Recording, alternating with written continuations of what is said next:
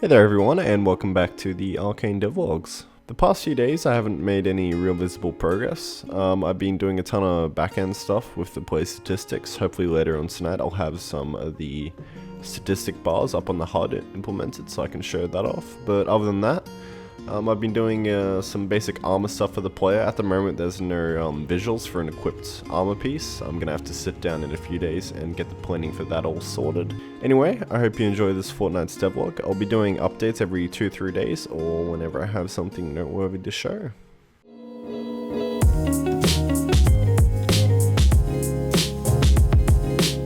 So I've been fairly busy this weekend, but I've managed to finish off the statistics as well as some basic placeholder UI, as you can see over here.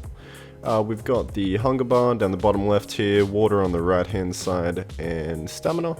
When we run, you'll see it depletes, and then if we stand still, that will regenerate over time.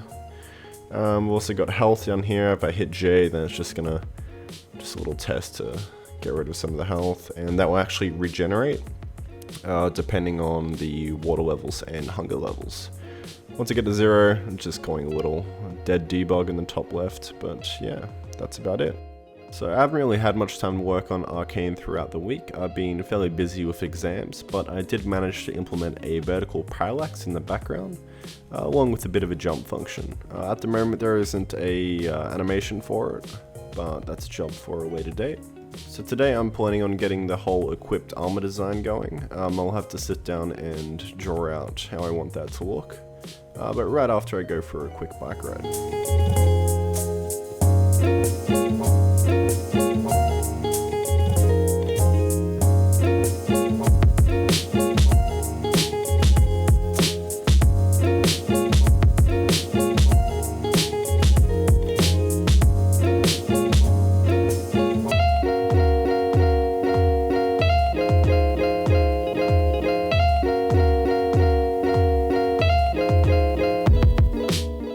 I did say that yesterday I was going to make a start on the equipping system, but I didn't realize that I had a dinner to go to, so there wasn't really much in the way of progress at all yesterday.